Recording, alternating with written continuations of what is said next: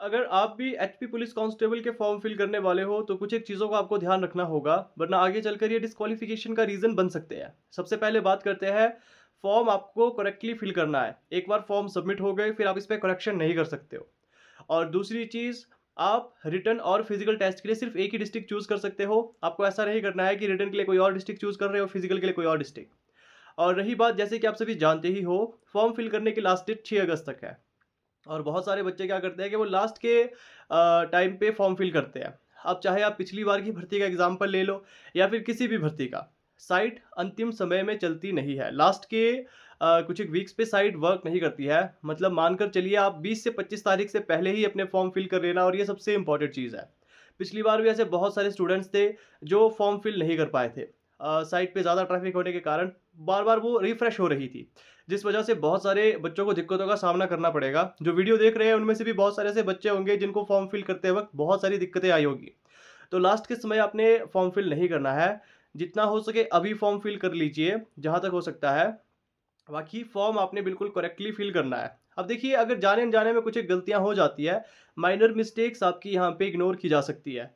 लेकिन अगर कोई मेजर मिस्टेक है तो वो डिस्क्वालिफिकेशन का रीज़न बन सकती है। तो इसलिए फॉर्म सबमिट करने से पहले अपने हर एक डिटेल्स आपने चेक करनी है। ख़ासकर आपने क्या चेक करना है, 10th और प्लस 2 की डिटेल्स, अपनी कैटेगरी, अपनी सब कैटेगरी, ये सब चीज़ें आपने ध्यान से एक बार चेक करनी है। अब दूसरी चीज़ जो सबसे ज़्यादा इम्पोर्टेंट है, बच्चे क्या करते हैं, मान लीजिए जैसे कोई जनरल कैटेगरी का बच्चा है, उसके पास ईडब्ल्यूएस का सर्टिफिकेट है। वो ईडब्ल्यूएस से फॉर्म फिल करता है।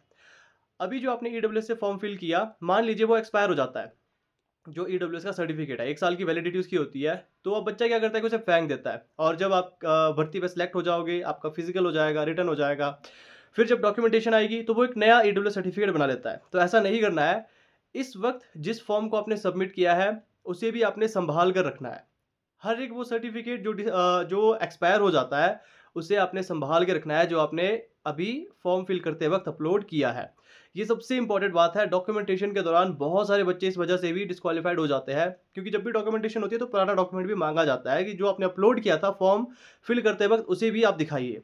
लेटेस्ट तो चाहिए ही होता है, लेकिन पुराना वाला भी साथ में होना चाहिए ओरिजिनल फॉर्म में। इन बातों का आपने ख्याल ज़रूर रखना है। खासकर फॉर्म सबमिट करने से पहले अपनी डिटेल्स ज़रूर चेक करिए। सबसे ज़्यादा दिक्कत आती है कैटेगरी और सब कैटेगरी में। बहुत सारे बच्चे जल्दबाज़ी में कैटेगरी और सब कैटेगरी गलत फिल कर देते हैं कई बार।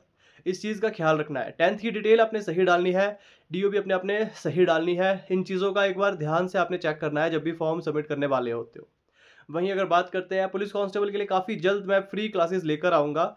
जो भी बच्चे, चाहे ग्राउंड की एक्टिविटी हो, देखिए ग्राउंड में क्या होता है कि आपको तैयारी खुद ही करनी पड़ती है, लेकिन आपको एक कोच की ज़रूरत होती है, जो आपको बता सकता है किस तरीके से आप अपने में इम्प्रूवमेंट ला सकते हो। हर एक चीज़ यहाँ पे आपको फ्री में प्रोवाइड कर दी जाएगी। बस आपने चैनल के साथ जुड़े रहना है, चाहे वो कोच की बात हो, चाहे आपके लिए फिर मैथ और रीजनिंग के टीचर की बात हो, एचपी जीके की बात हो, या फिर हिंदी और इंग्लिश ग्रामर के लिए। हर एक चीज़ यहाँ पे फ्री ऑफ कॉस्ट आपको प्रोवाइड करवाई जाएगी। तो चैनल के साथ आपने जुड़े रहना है। मिलते हैं आपसे नेक्स्ट वीडियो में किसी नए अपडेट के साथ।